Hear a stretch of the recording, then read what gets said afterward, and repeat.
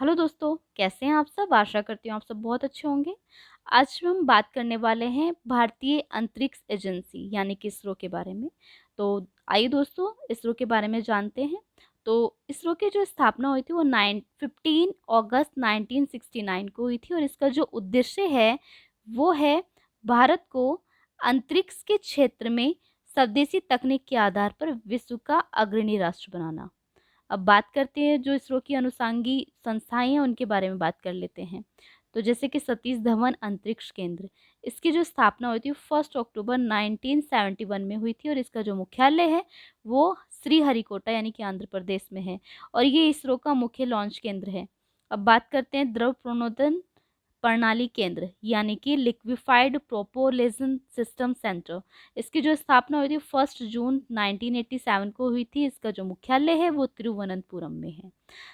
इसका जो मुख्य कार्य है वह अंतरिक्ष यान के जो कार्यक्रम हैं उनके लिए द्रव प्रणोदन का उत्कृष्ट केंद्र है ये।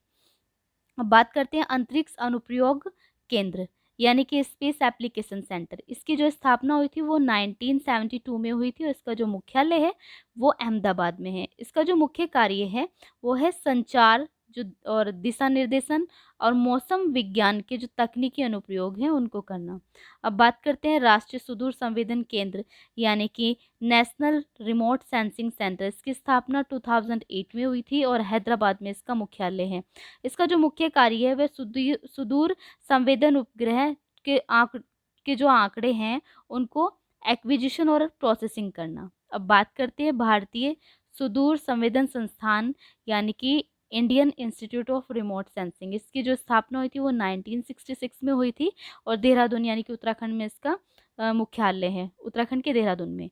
अब बात करते हैं इसके जो मुख्य कार्य है, इसके जो मुख्य कार्य हैं वह सुदूर संवेदन, भू सूचना, अवस्थिति व नौवहन प्रौद्योगिकी अनुप्रयोग का अनुसंधान और प्रशिक्षण करना। अब बात करते हैं इसरो के जो आगामी मिशन हैं उनके बारे में। तो इसरो के जो आगामी मिशन हैं वो है जैसे अमेजोनिया फर्स्ट, 2021 में ये प्रक्षेपण करना था। ब्राज़ील का ये एक उपग्रह है जो जिसको इसरो लॉन्च करेगा। अब बात करते हैं चंद्रयान 3 के बारे में। तो इसको 2021 में प्रक्षेपण इसका संभावित है और चंद्रयान 2 की तरह ही से चंद्रमा की सतह पर एक सॉफ्ट लैंडिंग कराने का प्रयास किया जाएगा या प्रयास कराने के लिए मतलब ये चंद्रयान 3 भेजा जाएगा। रीसैट 1B, इसको मार्च 2021 में भेजना संभावित था। यह एक रडार इमेजिंग उपग्रह है। यह भू मानचित्र में प्राथमिक अनुप्रयोग और मिट्टी की नमी के लिए भूमि और महासागर और पानी की जो सतह के विश्लेषण है उनके ऊपर ये मिशन आधारित है। अब बात करते हैं आदित्य L1 ये जनवरी 2021 में संभावित है। सौर कोरोना का अध्ययन करने वाला पहला भारतीय और कोरोनोग्राफी अंतरिक्ष मिशन है जो सूर्य का कोरोना क्षेत्र है उस पर ये अध्ययन करेगा।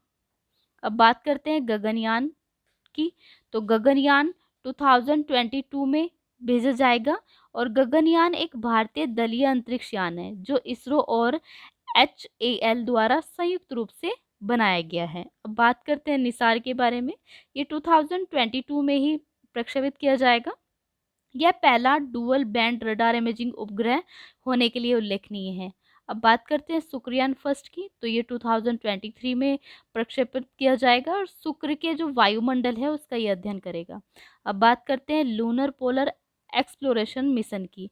ये 2024 में संभावित है इसका प्रक्षेपण करना। चंद्रमा के दक्षिणी ध्रुव क्षेत्र का पता लगाने के लिए जैक्सा और इसरो एक मतलब कि उन दोनों की जैक्सा और इसरो की एक अवधारणा है। अब बात करते हैं मंगलयान 2 की। तो ये 2024 में ये भेजा जाएगा और मंगल ग्रह के प्रक्षेपण के लिए भारत का दूसरा इंटर प्लेनेटरी मिशन है ये। इसके अलावा हम ये भी जानेंगे कि जो चंद्रयान 2 है वो कब भेजा गया था, क्योंकि हो सकता है कि उसमें से भी क्वेश्चन पूछा जा सके, तो उसके लिए हम अतिरिक्त जान लेते हैं। तो चंद्रयान 2 को 22 जुलाई 2019 में भेजा गया था। कब? 22 जुलाई 2019 में। लेकिन इसका जो विक्रम लैंडर था वो सफलतापूर्वक चाँद की सतह पर लैंड नहीं कर पाया था, जिस वज़ह से ये मतलब कह सकते हैं कि उस लक्ष्य में पास नहीं हो पाया था। और इसका जो रोवर था उसका नाम प्रज्ञान था। अब बात करते हैं गगनयान की, तो गगनयान के बारे में अगर देखें तो गगनयान को भेजने से पहले एक रोबोट को अंतरिक्ष में भेजा जाएगा जिसका नाम व्योमित्र है। और इसके बाद फिर मानव को भेजा जाएगा, और गगनयान भारत और फ्रांस दोनों का सम्मिलित रूप से मतलब इसको भेजेंगे। तो दोस्तों आज के लिए इतना ही। आशा करती हूँ कि आपको मेरा ये छोटा सा प्रयास अच्छा लगा होगा। मिलते हैं अगली वीडियो में।